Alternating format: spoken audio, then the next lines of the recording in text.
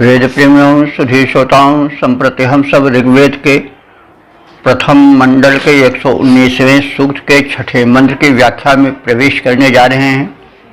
यह मंत्र जगती नामक छंद में निबद्ध है।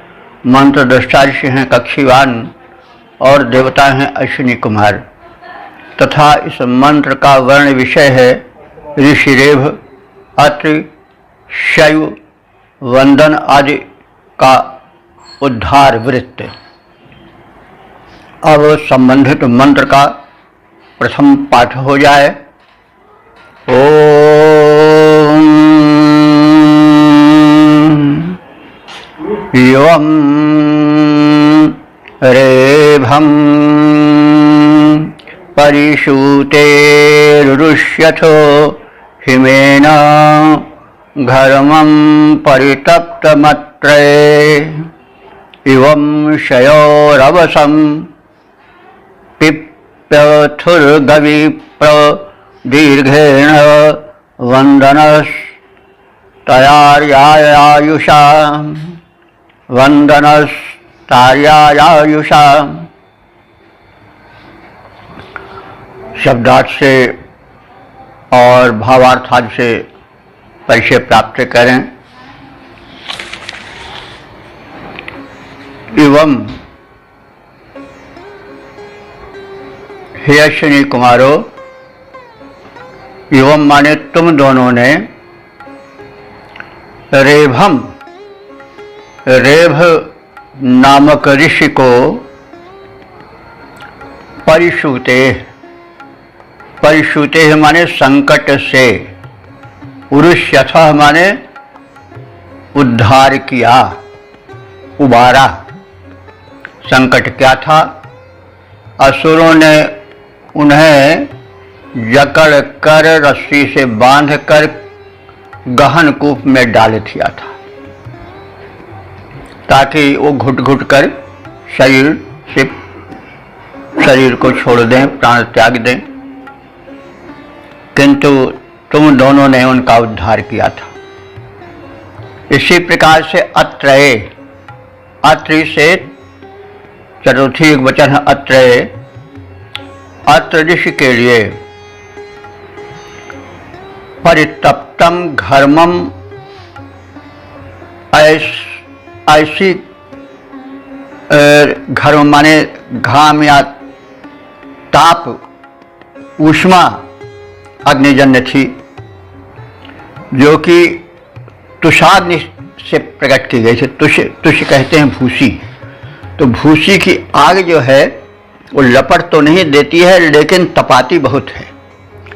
तो असुरों ने कष्ट देने के लिए अत्रि ऋषि को यंत्रणापूर्ण कारागृह में डाल दिया था,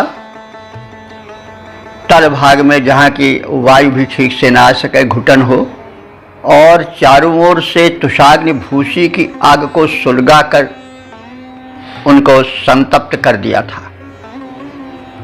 तो इस विषम वातावरण से अश्विनी कुमारों ने अत्रि ऋषि की रक्षा की, उसी का कथन है। तो परितप्तम घर्मम, अत्यंत तपते हुए तुषाग्नि द्वारा उन अत्रि ऋषि को आप दोनों ने हिमेन, बर्फ द्वारा ठंडक पहुंचाकर उद्धार किया।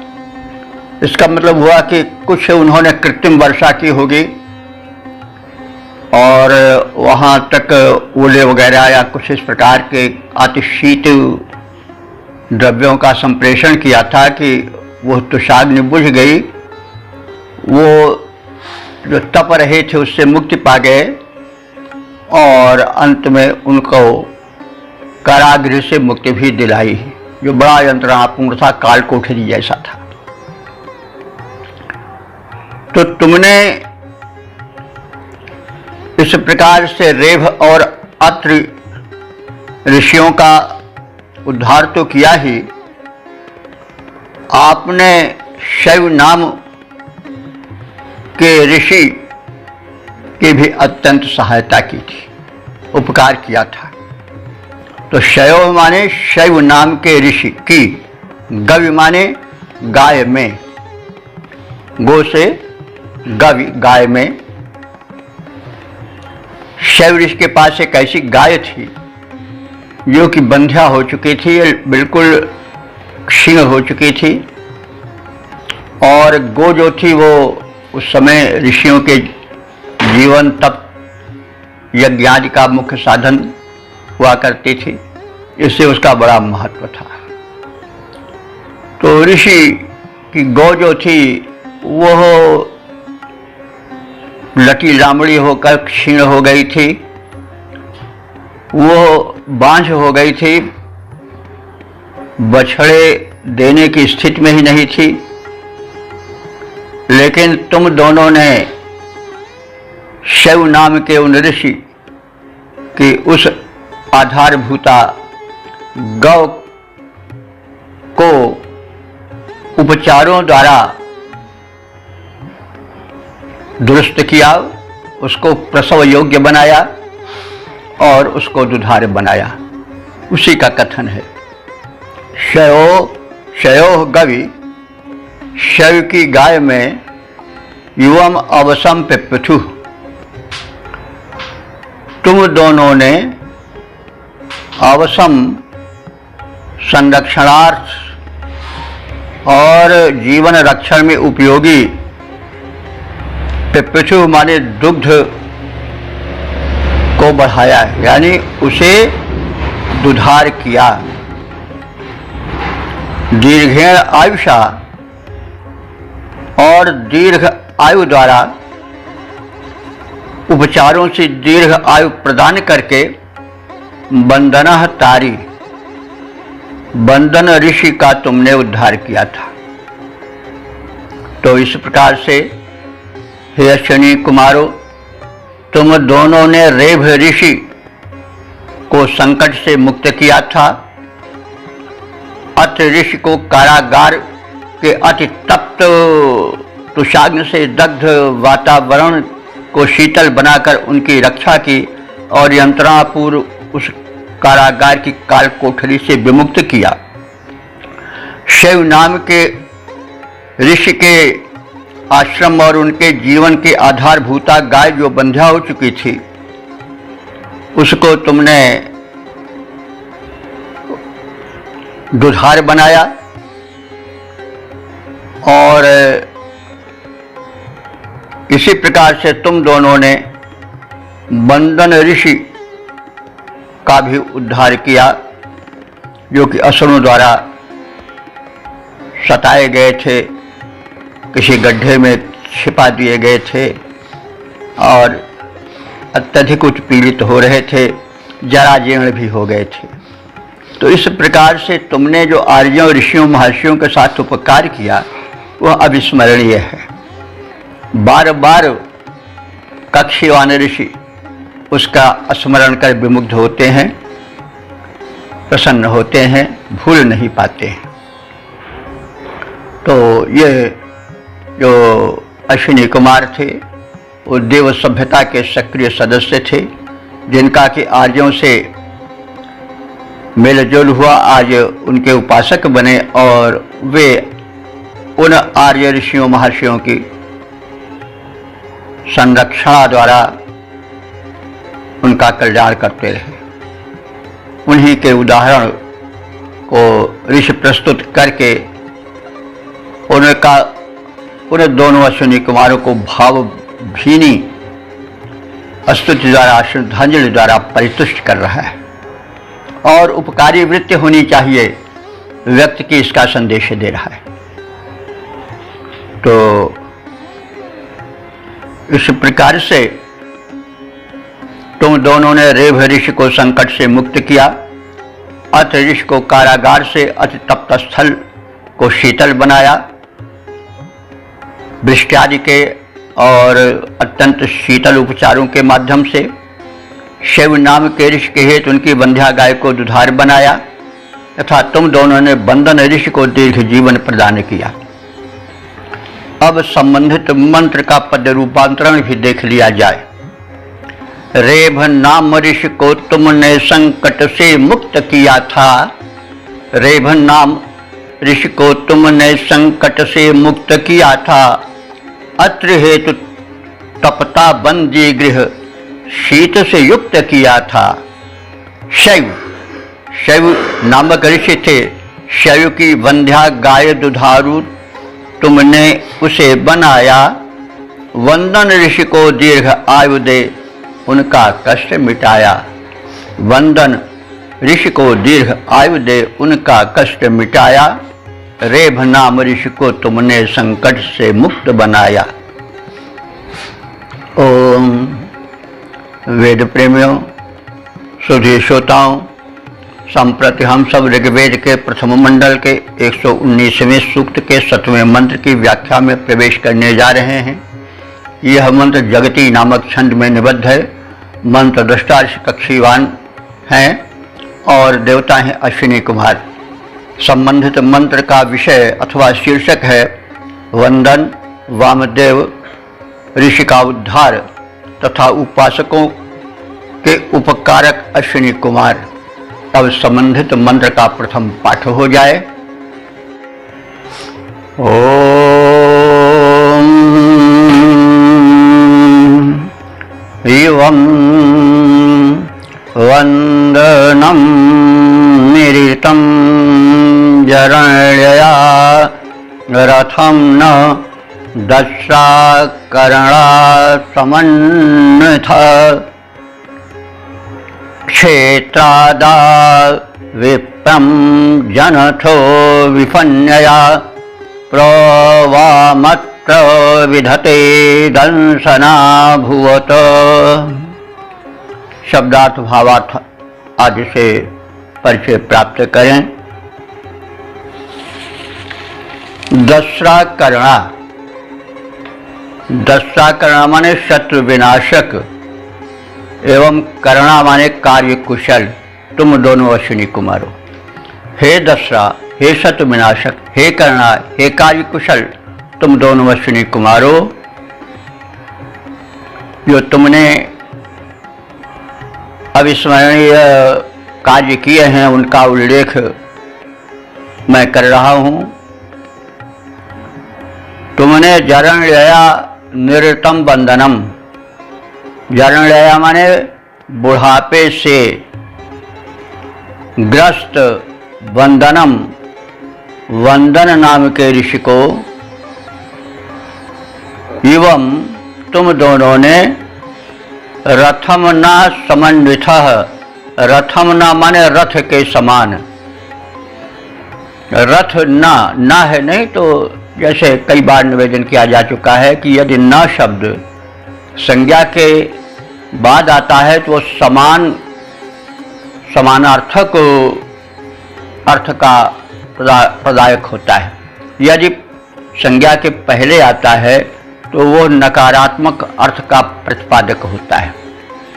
तो यहाँ रथम संज्ञा के पश्चात न आया है, इसलिए अर्थ होगा रथ के समान।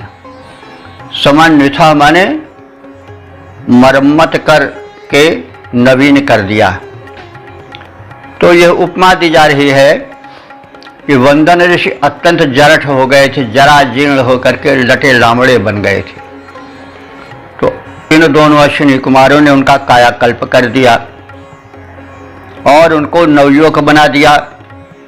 उसकी उपमा दी जा रही है कि किस प्रकार से रथम ना समन्वित, जिस प्रकार से तक्षक यानी बढ़ई किसी पुराने रथ को नया बना दे अपने शिल्पकला से, वैसे ही तुमने प्रसन्न होकर के बुढ़ापे से पीड़ित उन वंदन ऋषि को नवयुवक बना दिया, सुंदर आकर्षक शरीर वाला भी बना दिया। विपन्यया, क्यों? क्योंकि उन्होंने स्तुति की और उस स्तुति से तुम प्रसन्न हो गए थे। तो भाई कुछ न कुछ तो निवेदन करना ही पड़ेगा। हम किसी को कट वचन कह करके तो उससे काम नहीं ले सकते हैं, हमें नम्र होना पड़ेगा, प्रार्थना करनी पड़ेगी, निवेदन करना पड़ेगा। तो जब ऋषि, विशिष्ट ऋषि वंदन ने तुम्हारी प्रार्थना की तो उन जरठ ऋषि को तुमने नवयुवक बना दिया, जैसे कोई कुशल शिल्पकार किसी पुराने रथ की मरम्मत कर, ओवरहालिंग कर उसको फिर से नया बना दे। क्षेत्रात आजनथः, अब दूसरा उदाहरण दे रहा है ऋषि वामदेव से संबंधित। वामदेव ऋषि थे जो कि गर्भस्थ थे और किन्हीं कारणों से उनके जनन में बड़ा संकट आ गया था, बाधा उपस्थित हो गई थी। जैसे आजकल कभी कभी ऐसा होता है कि माताएं जन्म बच्चे को देने में बड़ी कष्ट हो जाती हैं, कुछ ऑपरेशन करना पड़ता है, कुछ ऐसा उपचार करना पड़ता है जैसे प्रसव शीघ्र हो जाए, सुखद प्रसव हो जाए। तो कुछ ऐसी ही बात थी कि वंदन मतलब वामदेव ऋषि जो थे वो माता के गर्भ में थे और उनका प्रजनन बड़ा कष्टकारी हो गया था। तो प्रार्थना किए जाने पर क्षेत्रात आजन्म था, उनके क्षेत्र यानी गर्भ से, उदर से उन वामदेव ऋषि को सकुशल जन्म दिया।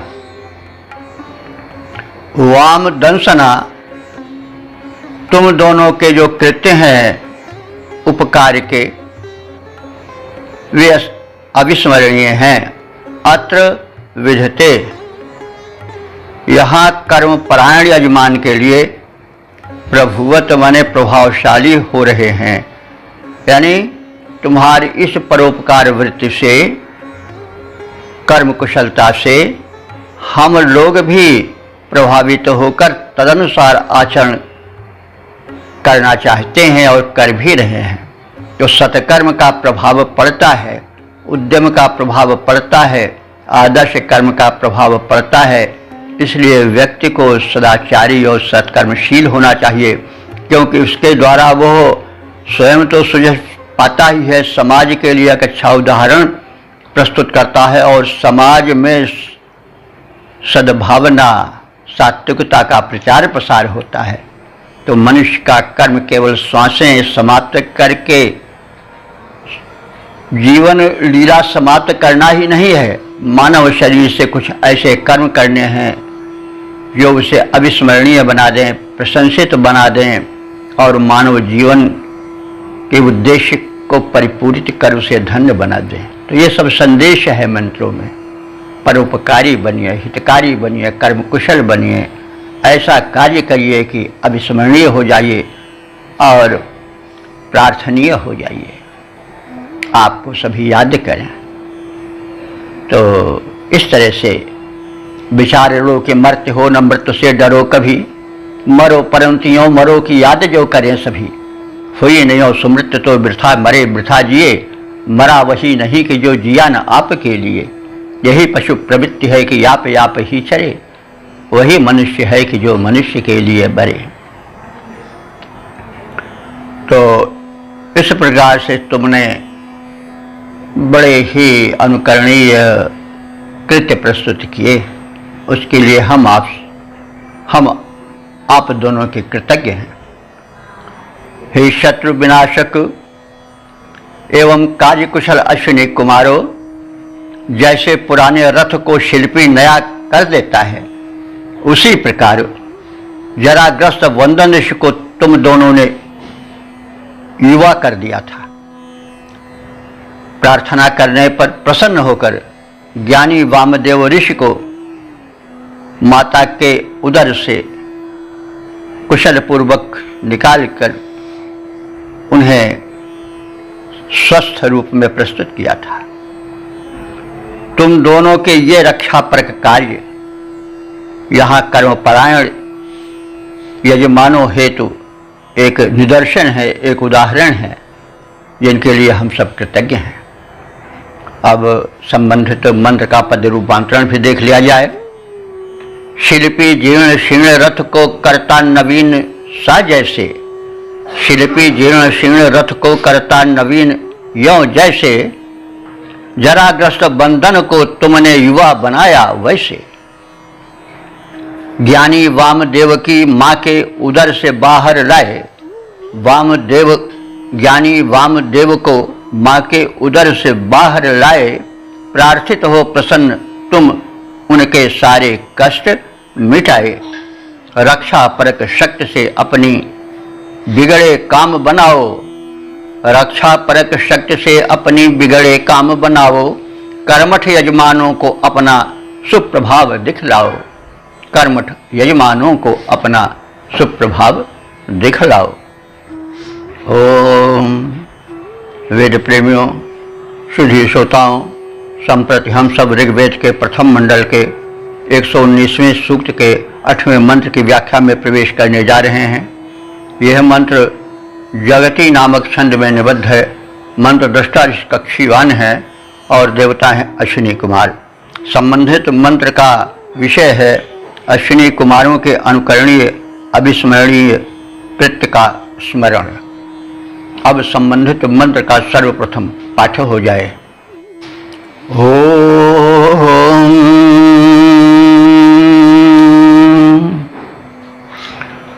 उतस्या वां मधुमन्मक्षिकारपन्मदे सोमस्यौषिजो हुवन्नति इवं दधीचो मन आ विवासथोथा शिरः प्रति वामशव्यं वदत। शब्दार्थ भावार्थ आज से परिचय प्राप्त करें। श्यामक्षिका अश्विनी, हे अश्विनी कुमारो, श्यामक्षिका। स जैसे मक्षिका माने मधुमक्खी, जो पुष्पों का पराग लेकर मधुर गुंजन करती है, तो उसी प्रकार से हम ऋषि तुम्हारी प्रार्थना को मत्त होकर गुंजित कर रहे हैं, सुना रहे हैं। तो जैसे मक्षिका मधुमक्खी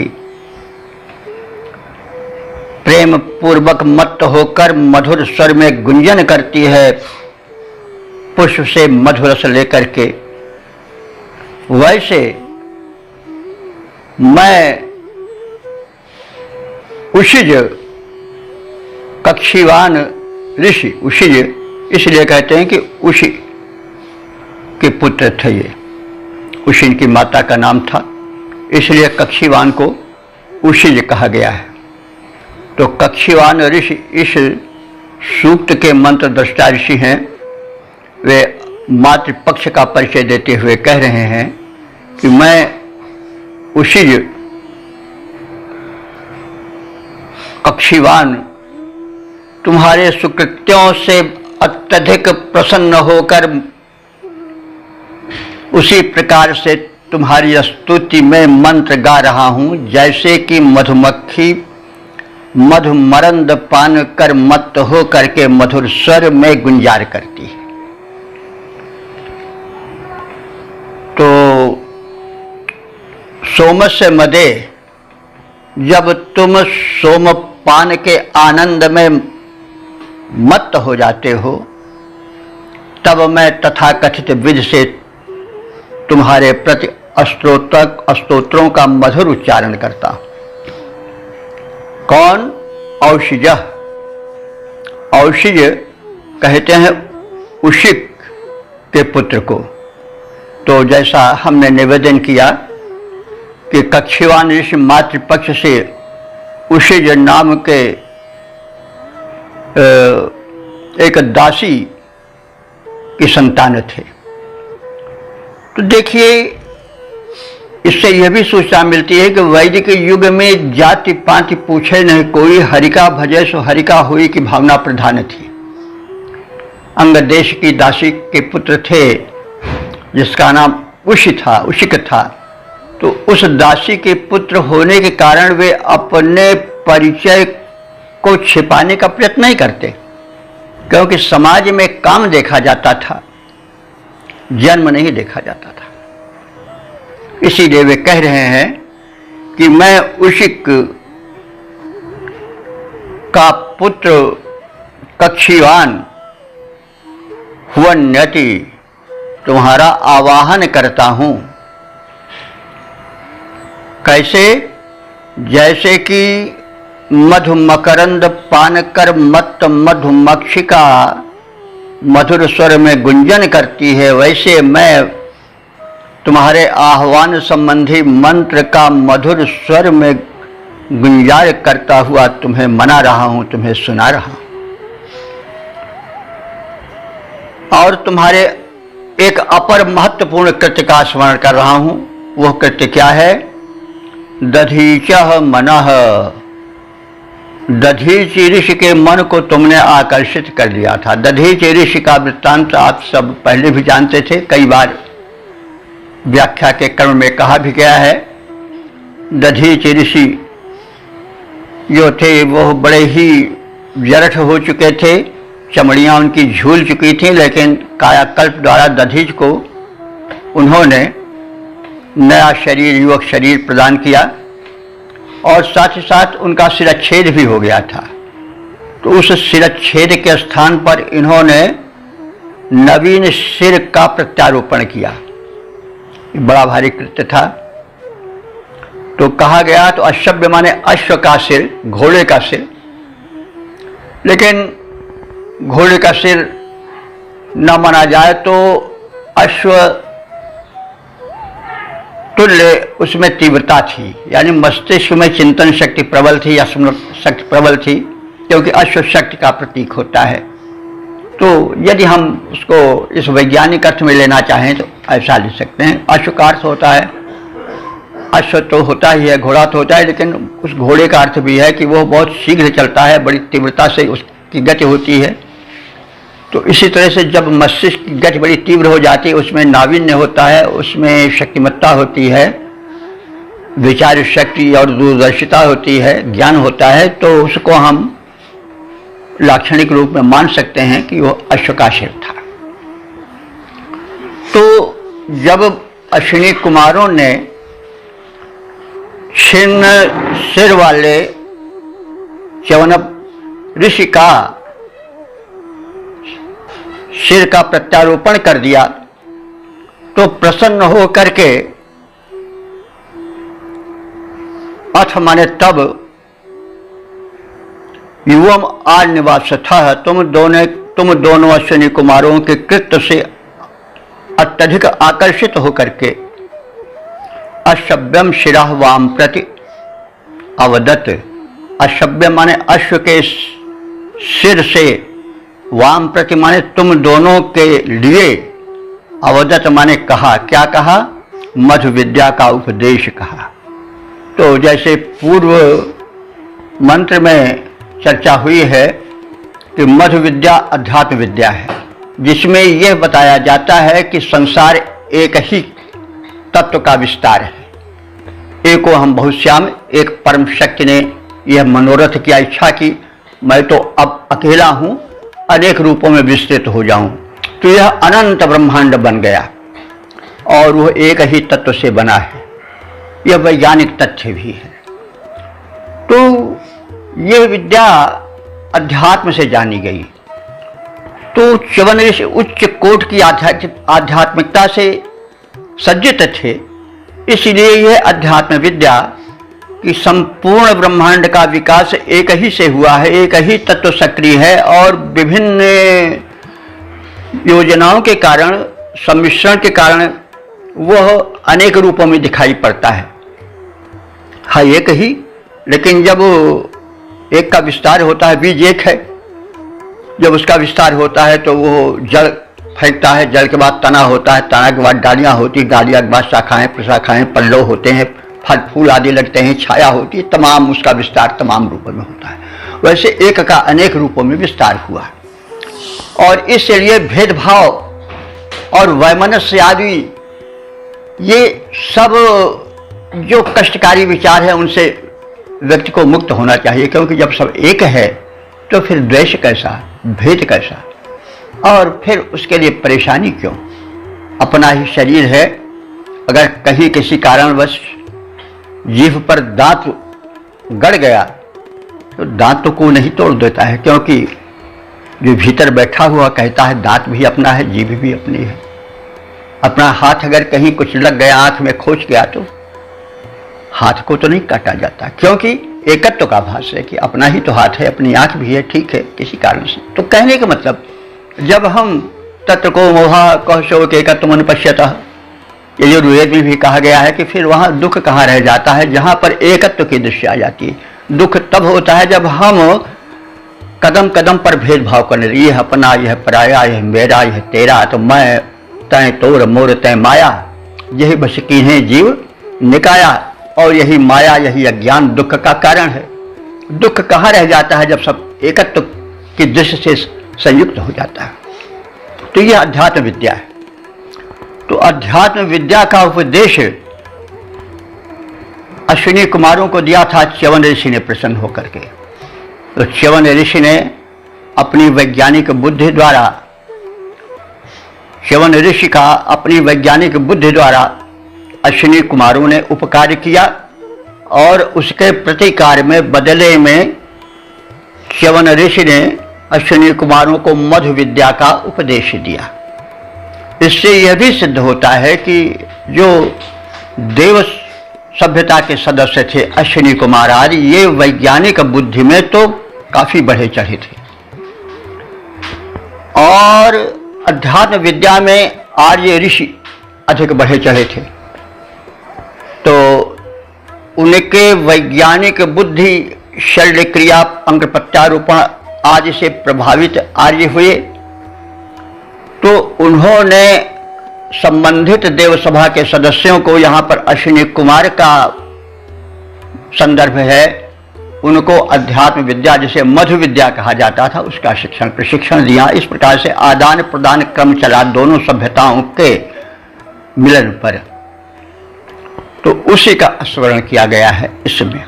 इस प्रकार से जैसे मधुमक्खी मधुर स्वर से गुंजन करती है मधु मरंद का पान करके, उसी प्रकार से सोमपान के आनंद में मत अश्विनी कुमारों को देख करके मैं उसी के पुत्र कक्षीवान मंत्रद्रष्टा ऋषि तुम दोनों का आवाहन करता हूँ और मधुर स्वर में तुम्हारा वंदन करता हूँ, अभिनंदन करता हूँ, तुम्हारे उस कृत्य का स्मरण करता हूँ जब दधीचि ऋषि को तुम दोनों ने एक अश्व का सिर लगा करके प्रत्यारोपित करके उनको अपनी ओर आकर्षित किया, उनके मन को मोह लिया, उन्हें कृतज्ञ बना दिया।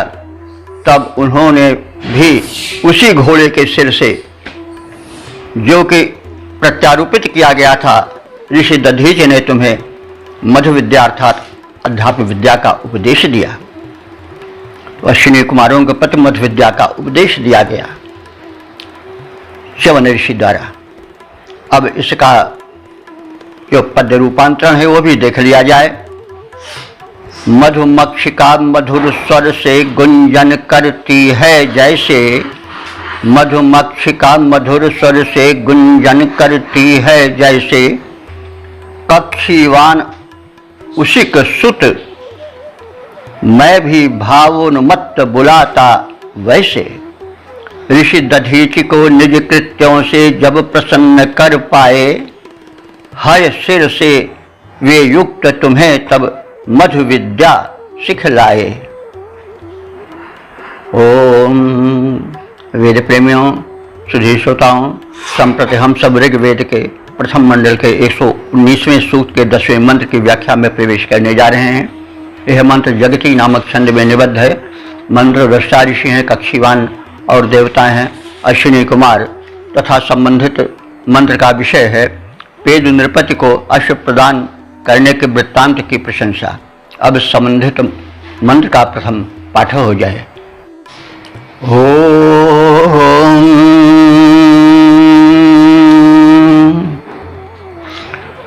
उतस्या वां मधुमन्मक्षिकारपन्मदे सोमस्यौषिजो हुवन्नति इवं दधीचो मन विवासथोथा शिरः प्रति वामशव्यं वदत। शब्दार्थ भावार्थ आज से परिचय प्राप्त करें। श्यामक्षिका अश्विनी, हे अश्विनी कुमारो, श्यामक्षिका स जैसे मक्षिका माने मधुमक्खी जो पुष्पों का पराग लेकर मधुर गुंजन करती है,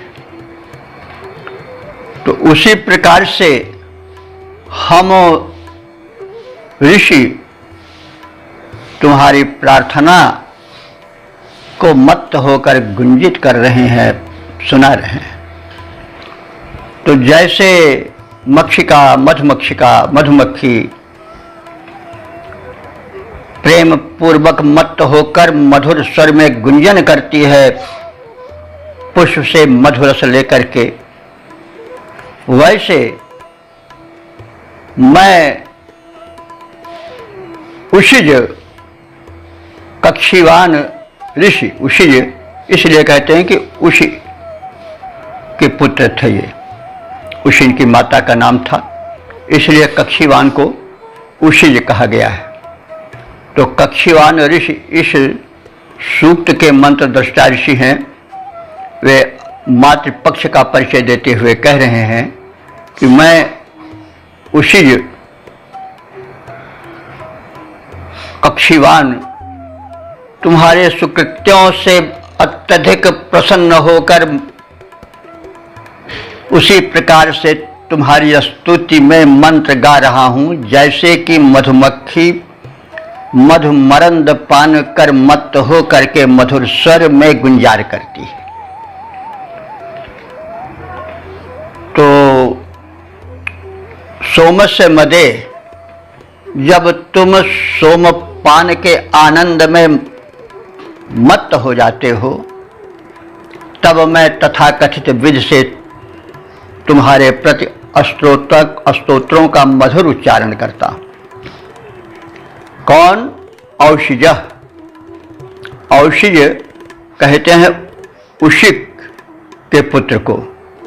तो जैसा हमने निवेदन किया कि कक्षीवान ऋषि मातृपक्ष से उशिज नाम के एक दासी की संतान थे।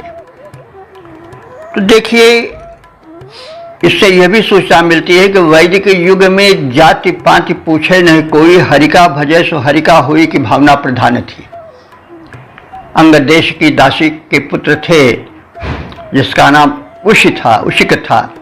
तो उस दासी के पुत्र होने के कारण वे अपने परिचय को छिपाने का प्रयत्न नहीं करते, क्योंकि समाज में काम देखा जाता था, जन्म नहीं देखा जाता था। इसीलिए वे कह रहे हैं कि मैं उशिक का पुत्र कक्षीवान हुवन्यति तुम्हारा आवाहन करता हूं। कैसे? जैसे कि मधुमकरंद पान कर मत्त मधुमक्षिका मधुर स्वर में गुंजन करती है, वैसे मैं तुम्हारे आह्वान संबंधी मंत्र का मधुर स्वर में गुंजार करता हुआ तुम्हें मना रहा हूं, तुम्हें सुना रहा हूं। और तुम्हारे एक अपर महत्वपूर्ण कृत्य का स्मरण कर रहा हूं। वह कृत्य क्या है? दधीचः मनः दधीच ऋषि के मन को तुमने आकर्षित कर दिया था। दधीच ऋषि का वृत्तांत आप सब पहले भी जानते थे, कई बार व्याख्या के क्रम में कहा भी गया है। दधीच ऋषि जो थे वो बड़े ही जरठ हो चुके थे, चमड़ियाँ उनकी झूल चुकी थी, लेकिन कायाकल्प द्वारा दधीच को उन्होंने नया शरीर, युवक शरीर प्रदान किया और साथ ही साथ उनका शिरच्छेद भी हो गया था। तो उस शिरच्छेद के स्थान पर इन्होंने नवीन सिर का प्रत्यारोपण किया। ये बड़ा भारी कृत्य था।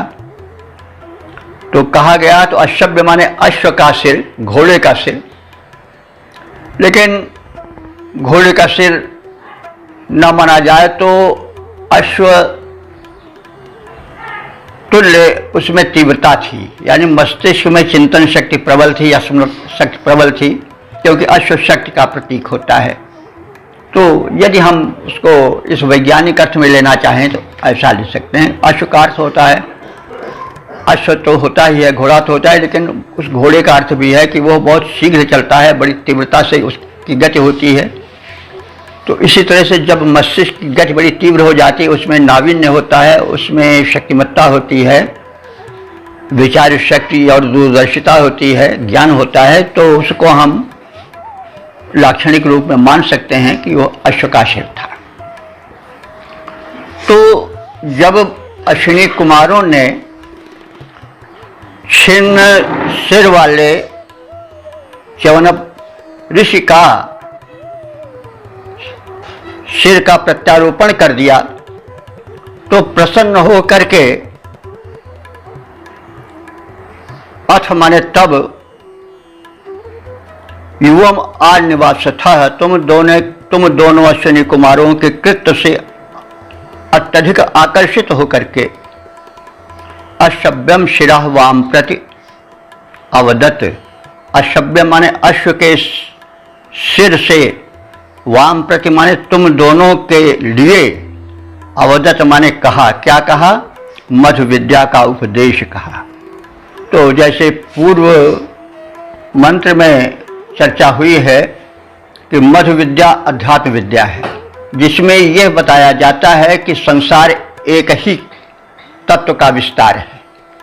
एको हम बहुश्याम, एक परम शक्ति ने यह मनोरथ किया, इच्छा की मैं तो अब अकेला हूं, अनेक रूपों में विस्तृत हो जाऊं। तो यह अनंत ब्रह्मांड बन गया और वह एक ही तत्व से बना है। यह वैज्ञानिक तथ्य भी है। तो यह विद्या अध्यात्म से जानी गई। तो च्यवन ऋषि उच्च कोटि की आध्यात्मिकता से सज्जित थे, इसलिए यह अध्यात्म विद्या कि संपूर्ण ब्रह्मांड का विकास एक ही से हुआ है, एक ही तत्व सक्रिय है और विभिन्न योजनाओं के कारण, सम्मिश्रण के कारण वह अनेक रूपों में दिखाई पड़ता है। हाँ एक ही, लेकिन जब एक का विस्तार होता है, बीज एक है, जब उसका विस्तार होता है तो वो जड़ फेंकता है, जड़ के बाद तना होता है, तना के बाद डालियाँ होती, डालियाँ के बाद शाखाएं, प्रशाखाएं, पल्लव होते हैं, फल फूल आदि लगते हैं, छाया होती है, तमाम उसका विस्तार तमाम रूपों में होता है।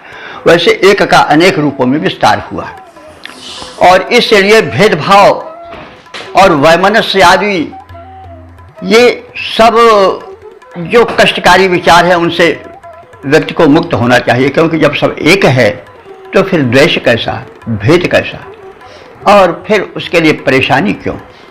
अपना ही शरीर है, अगर कहीं किसी कारणवश जीभ पर दांत गड़ गया तो दांत तो कोई नहीं तोड़ देता है, क्योंकि जो भीतर बैठा हुआ कहता है दांत भी अपना है, जीभ भी अपनी है।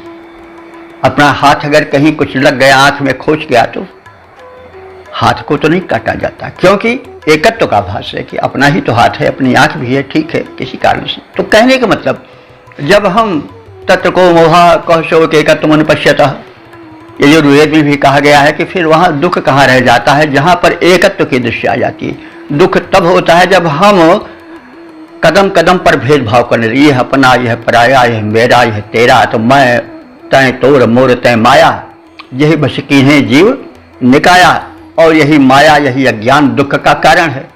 दुख कहाँ रह जाता है जब सब एकत्व की दृष्टि से संयुक्त हो जाता है। तो यह अध्यात्म विद्या है। तो अध्यात्म विद्या का उपदेश अश्विनी कुमारों को दिया था च्यवन ऋषि ने प्रसन्न होकर के। तो च्यवन ऋषि ने अपनी वैज्ञानिक बुद्धि द्वारा, च्यवन ऋषि का अपनी वैज्ञानिक बुद्धि द्वारा अश्विनी कुमारों ने उपकार किया और उसके प्रतिकार में बदले में च्यवन ऋषि ने अश्विनी कुमारों को मधु विद्या का उपदेश दिया।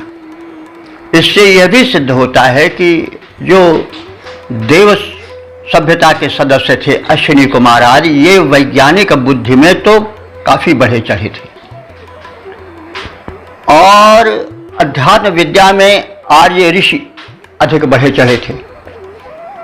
तो उनके वैज्ञानिक बुद्धि, शल्य क्रिया, अंग प्रत्यारोपण आदि से प्रभावित आर्य हुए। तो उन्होंने संबंधित देवसभा के सदस्यों को, यहाँ पर अश्विनी कुमार का संदर्भ है, उनको अध्यात्म विद्या जिसे मधु विद्या कहा जाता था उसका प्रशिक्षण दिया। इस प्रकार से आदान प्रदान क्रम चला दोनों सभ्यताओं के मिलन पर। तो उसी का स्मरण किया गया है इसमें। इस प्रकार से जैसे मधुमक्खी मधुर स्वर से गुंजन करती है मधु मरंद का पान करके, उसी प्रकार से सोमपान के आनंद में मत अश्विनी कुमारों को देख करके मैं उशिक पुत्र कक्षीवान मंत्रदृष्टा ऋषि तुम दोनों का आवाहन करता हूँ और मधुर स्वर में तुम्हारा वंदन करता हूँ, अभिनंदन करता हूँ, तुम्हारे उस कृत्य का स्मरण करता हूँ जब दधीचि ऋषि को तुम दोनों ने एक अश्व का सिर लगा करके प्रत्यारोपित करके उनको अपनी ओर आकर्षित किया, उनके मन को मोह लिया, उन्हें कृतज्ञ बना दिया। तब उन्होंने भी उसी घोड़े के सिर से जो कि प्रत्यारोपित किया गया था, ऋषि दधीचि ने तुम्हें मधु विद्या अर्थात अध्यात्म विद्या का उपदेश दिया। तो अश्विनी कुमारों के प्रति मधु विद्या का उपदेश दिया गया च्यवन ऋषि द्वारा। अब इसका जो पद्य रूपांतरण है वो भी देख लिया जाए। मधुमक्षिका मधुर स्वर से गुंजन करती है जैसे, मधुमक्षिका मधुर स्वर से गुंजन करती है जैसे, कक्षीवान उशिक सुत मैं भी भावोन्मत्त बुलाता वैसे। ऋषि दधीचि को निज कृत्यों से जब प्रसन्न कर पाए, हय सिर से वे युक्त तुम्हें तब मधु विद्या सिखलाए। ओम वेद प्रेमियों, सुधी श्रोताओं, संप्रति हम सब ऋग्वेद के प्रथम मंडल के 119वें सूक्त के 10वें मंत्र की व्याख्या में प्रवेश करने जा रहे हैं। यह मंत्र जगती नामक छंद में निबद्ध है। मंत्र दृष्टा ऋषि हैं, कक्षीवान और देवता हैं अश्विनी कुमार तथा संबंधित मंत्र का विषय है पेद नृपति को अश्व प्रदान करने के वृत्तांत की प्रशंसा। अब संबंधित मंत्र का प्रथम पाठ हो जाए। ओम यम पेदवे पूर्वारमश्विना स्पृधां श्वेतं तरुतारं दुवस्यथः शर्यैरभिद्युं पृतनासु दुष्टरं सर्वकृत्यमिन्द्रमिव सर्षणी सहम्। शब्दार्थ भावार्थ आज से परिचय प्राप्त करें। अश्विना, हे दोनों अश्विनी कुमारों, युवम, युवम माने तुम दोनों ने, पेदवे द्वस्यथः अश्वम, पेदवे माने पेदु नाम वाले राजर्षि को अश्वम द्वस्यथः एक ऐसा घोड़ा दिए तो वह अश्व कैसा था कि पूर्वारम, ऐसा वैसा नहीं था। पूर्व माने बहुतों के द्वारा, वारम माने वर्णीय था, यानी जिस घोड़े को बहुत लोग, बहुसंख्यक जन उसके गुणों के कारण चाहते थे। और वह कैसा था? अभिद्युम, बड़ा ही द्युतिमान था, बड़ा ही दीप्तिमान था। अस्पृधा तरुतारम, और अस्पृधा माने जो उसको चाहता था और वो लोगों में स्पर्धा उत्पन्न करने वाला था, और जिसके पास वो अश्व था उसको तरुतारम, युद्ध में पार कर देने वाला था, यानी युद्ध में उसको सकुशल निर्वहन करने में सक्षम था। यानी युद्ध में उस अश्व पर आरूढ़ अश्ववार घुड़सवार कभी संकट में नहीं पड़ता था। तो वह अश्व और कैसा था? शयैः, शयैः माने योद्धाओं द्वारा, पृतनासु, पृतनासु माने युद्धों में, पृतना युद्ध को कहते हैं और उसी का सप्तमी बहुवचन है पृतनासु। ऋग्वेद में हमने देखा है कि युद्ध के पर्यायवाची शब्द बहुत प्रयुक्त हुए हैं, आप सब भी सुनते आए होंगे। तो युद्धों का बड़ा महत्व दिया जाता था और शायद यह संदेश दिया गया हो कि भाई युद्ध से घबराओ नहीं, युद्ध तो होता ही रहता है, कोई ऐसा क्षण नहीं है जबकि व्यक्ति को, पुरुष को युद्ध न करना पड़ता हो। कभी अपने से, कभी पराये से, कभी रोग से, कभी शोक से, कभी काम क्रोध लोभ मद मोह आदि अंतर द्वंद्वों से, यानी सदैव आदमी को कोई ज़रूरत नहीं कि अस्त्र शस्त्र ही लेकर कूदना पड़े। तरह तरह के वैचारिक द्वंद्व चलते रहते हैं, वो सब युद्ध ही है। इसलिए ऋषि यह सावधान करना चाहता है कि ये संसार एक युद्ध है, ये जीवन युद्ध है, इससे घबराओ नहीं। भाग कर कहाँ जाओगे? रहना तो इसी संसार में है, जहाँ रहोगे वहाँ तुम्हें परिस्थितियाँ विपरीत होकर आएंगी ही। कभी शीत आवेगा, कभी उष्ण आवेगा, कभी कुछ आवेगा, कभी कुछ आवेगा, कभी हानि आवेगी, कभी लाभ आवेगा, कभी सुख आवेगा, कभी दुख आवेगा, कभी रोग आवेगा, कभी शोक आवेगे, तरह तरह के अवरोध आएंगे। तो भाई घबराओगे कहाँ और भागोगे कहाँ और कैसे बचोगे? इसीलिए तो कृष्ण ने भी गीता में ही बातें सब कही हैं कि तस्मात् युद्धस्व भारत, ये बार बार रिपीट किया है कि युद्ध करो, युद्ध करो, कहाँ भाग कर जाओगे, कैसे बचोगे? तो वही बात समझ लीजिए कि वेद में भी कहा गया, और हो सकता है कि इन्हीं सबसे प्रेरणा ली हो ऋषि जो है व्यास ने, जिन्होंने कि महाभारत रचा है, जिसका कि अंश गीता है। तो वेद व्यास जी ने, तो वेद व्यास थे ही, वेद का बड़ा ज्ञान रखते थे। तो वेद व्यास के विषय में आप सब जानते हैं, हम पहले निवेदन भी कर चुके हैं। तो वेद व्यास पर वेद का प्रभाव पड़ेगा ही। वेद व्यास ने ही गीता भी रची है, महाभारत का अंश है गीता, भीष्म पर्व का। तो कहने के ये तात्पर्य है कि पृतनासु पर हमारे युद्धों में तो युद्ध तो करना ही पड़ता है। खैर यहाँ पर अश्व है, तो अश्व को अगर हम चाहें तो इंद्रिय से लेकर के जीवन युद्ध से भी जोड़ सकते हैं, लेकिन यहाँ सीधा अर्थ जो चल रहा है कि एक नृपति थे पेदु, आर्य पक्षीय थे, उन्हें असुरों से सदैव युद्ध करना पड़ता था। तो वो उस समय के नेता थे, प्रसिद्ध योद्धा थे, राजर्षि थे। तो उनको असुरों से निपटने के लिए अश्विनी कुमारों ने एक अश्व दिया था। वो अश्व बड़ा ही दर्शनीय था, श्वेत वर्ण का था और वो चाल में बड़ा ही प्रबल था। और इस तरह से वो रण में चौकड़ी भरता था, जो शत्रु दंग रह जाते थे। कन्ने काट करके वो शत्रुओं को छका देता था और वह बहुतों द्वारा चाहा जाता था, जैसे उसकी विशेषताएं बताई गई हैं। तो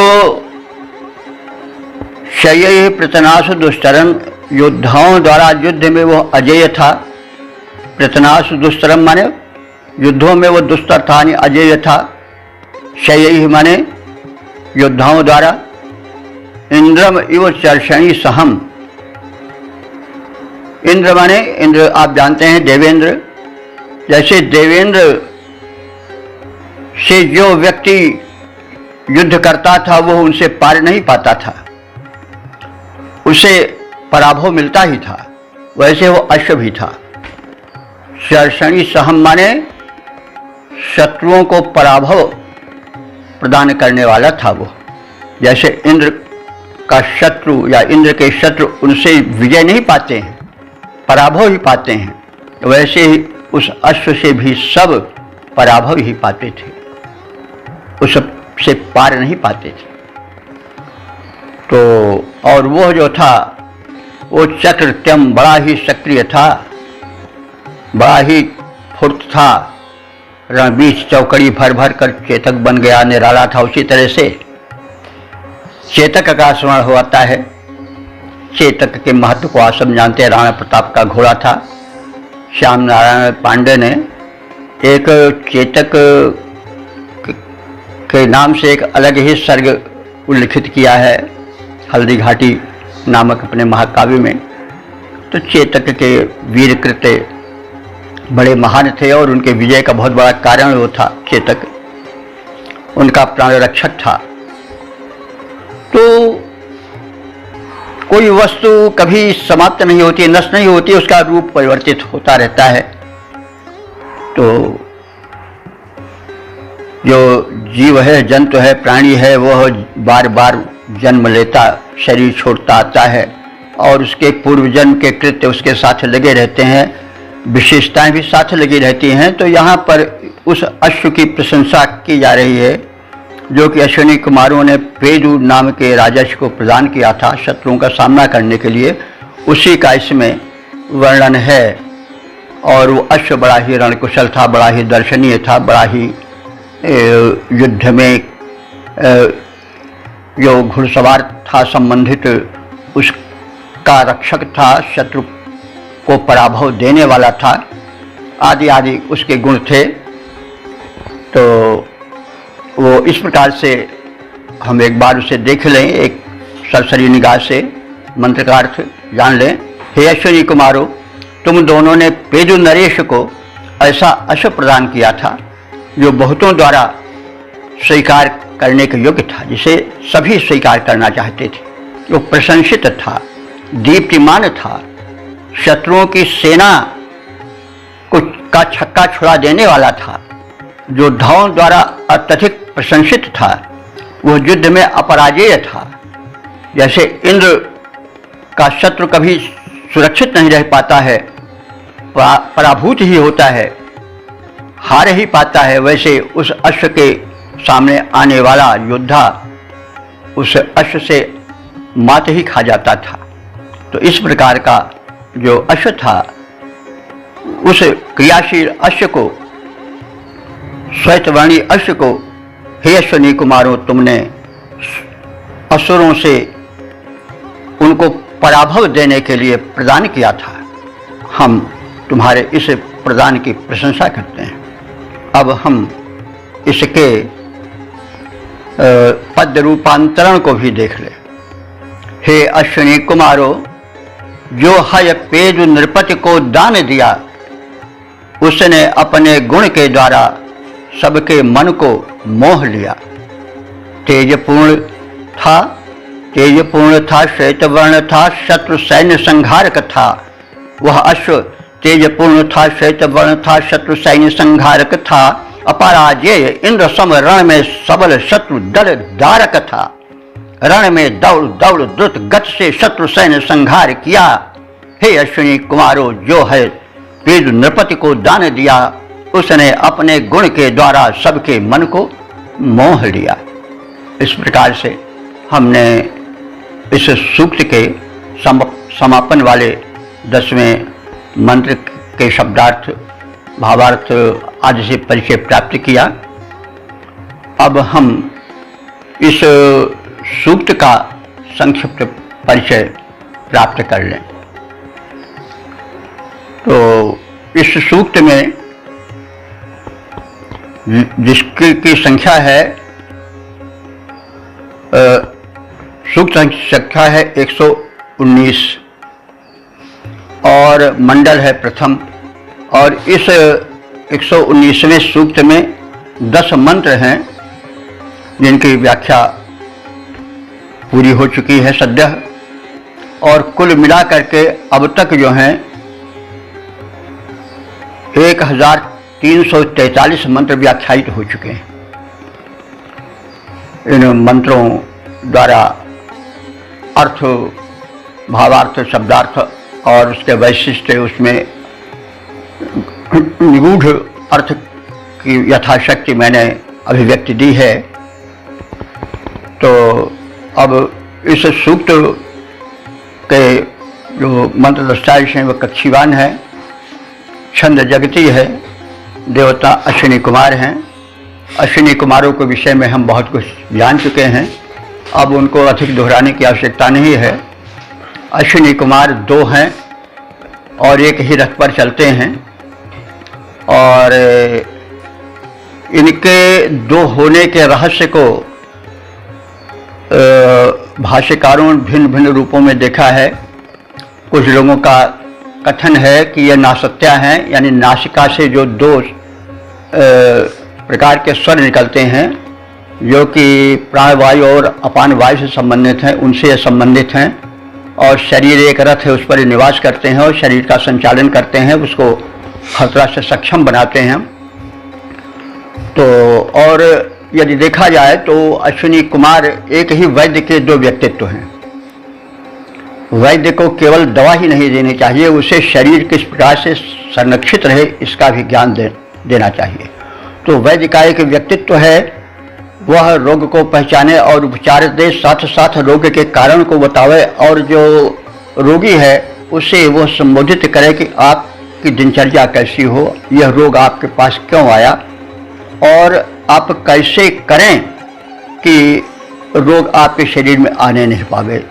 तो वैद्य का यह दोहरा व्यक्तित्व होना चाहिए, वही 2 अश्विनी कुमार के रूप में देखे जा सकते हैं। और देखिए, रोग के 2 क्षेत्र हैं, एक आज है, एक व्याधि है। मनुष्य केवल शरीर ही नहीं है, तन ही नहीं है, मन भी है। पहले मनुष्य मन से रोगी होता है, तब तन से रोगी होता है। और मन के बड़े रोग हैं, जैसे काम, क्रोध, लोभ, मोह, मद, मान, ईर्ष्या, छल, कपट, प्रपंच, ये सब जो है रोग ही हैं, मानस रोग हैं। और ये तो विज्ञान सिद्ध है कि जब ईर्ष्या, द्वेष, काम, क्रोध, लोभ, मोह आदि, निराशा, ये सब आती है तो उनसे जो प्रहार होता है तो वो शरीर को, नर्वस सिस्टम को मथ देता है, और जो ग्लैंड्स हैं वे विषैले तत्व निकालना शुरू कर देते हैं, रक्त दूषित हो जाता है। इसके विपरीत यदि मनुष्य मन से स्वस्थ होता है, प्रसन्न रहता है, प्रफुल्ल रहता है, ऊहापोह में ज़्यादा नहीं रहता है, तो उसके जो भीतरी स्राव हैं वे अमृत तत्व निकालते हैं, उनसे रक्त शुद्ध होता है, उनसे दीर्घायु होती है, उनसे समस्त अंग प्रत्यंग पुष्ट होते हैं, उससे कभी रोग नहीं हो सकता है। जो मन से स्वस्थ है वो तन से भी स्वस्थ रहेगा। तंदुरुस्ती के पहले मन दुरुस्ती होनी बहुत आवश्यक है। तो वैद्य, इसलिए हमारे यहाँ केवल मर्ज ही, डिजीज ही नहीं कहा गया, बल्कि आदि और व्याधि कहा गया। हमारे यहाँ का यह चिंतन बड़ा पुष्ट है। आदि कहते हैं मनोरोग को, जैसा अभी हमने कहा है, और व्याधि कहते हैं शारीरिक रोग को। तो पहले आदि तब व्याधि, पहले मन का रोग तब तन का रोग, पहले मनोरोगी होता है तब तन का रोगी होता है। इसलिए पहले मन को स्वस्थ करना चाहिए। तो वैद्य के ये 2 रूप अश्विनी कुमार में देखे जा सकते हैं, इसलिए उनको दोनों कहा गया, और दोनों एक ही रथ पर रहते हैं, एक ही साथ चलते हैं, एक ही रूप रंग के हैं। उनके लिए हमेशा द्विवचन का प्रयोग होता है, यानी एक ही में 2 व्यक्तित्व समाहित हैं, और दोनों व्यक्तित्वों से युक्त होना चाहिए। वैद्य को केवल लक्षण देख करके और दवा दे देना ही पर्याप्त नहीं है। इसीलिए आज देखा जा रहा है कि जितनी दवाएं बन रही उतने ही रोग बढ़ रहे हैं। एक रोग दबा तो दूसरा उठा, तीसरा उठा, ऐसे ही चल रहा है, और जरा जीर्ण व्यक्ति दिखाई पड़ रहा है। तो कहने का मतलब हम इस रूप में भी अश्विनी कुमारों को देख सकते हैं, और अश्विनी कुमारों का यही रूप किया गया है। और उन्होंने जो लोकोपकार किए हैं, जो उनकी चिकित्सकीय पद्धति है वो बड़ी महत्वपूर्ण है। कायाकल्प करने में वो सक्षम थे, वे जो है वो अंग प्रत्यारोपण में सक्षम थे, उदाहरण पात्रों का दिया गया है स्थान स्थान पर, और उनके उपकारों को बार बार स्मरण किया गया है और उसके साथ ही साथ उनकी प्रार्थना की गई है। और यह भी प्रतीत होता है कि ये अश्विनी कुमार जो थे वो उपचार पद्धति में और अंग प्रत्यारोपण में बड़े कुशल थे, आर्यों से कहीं बढ़ चढ़ करते थे, लेकिन अध्यात्म विद्या में वे आर्यों से कुछ नीचे थे और इसीलिए च्यवन ऋषि ने उनको मध्य विद्या का दान दिया और दो सभ्यताओं के मिलने से जो आदान प्रदान हुआ उसका भी यहाँ पर मतलब अच्छी तरह से व्याख्या की गई है, उसको भी प्रकाशित किया गया है। तो इस प्रकार से अश्विनी कुमारों की महत्ता का, उनके पूर्व कृत्यों का वर्णन कर स्तुति की गई है और उसके साथ ही साथ उनकी परोपकारी वृत्ति का भी वर्णन किया गया है। वैद्य को चाहिए कि वो केवल अपने धन संचय की ओर ही न हो, वो रोगी के हित चिंतन की ओर अधिक अग्रसर रहे, इसका संदेश दिया गया है। इस प्रकार से हम इस सूक्त का अब समापन करते हैं। ये सूक्त अब अपने समापन को प्राप्त हो गया है। अब हम अगले एपिसोड में 120वें सूक्त में प्रवेश करेंगे। ओम सर्वे भवन्तु सुखिनः, सर्वे सन्तु निरामयाः, सर्वे भद्राणि पश्यन्तु, मा कश्चित् दुःखभाग् भवेत्।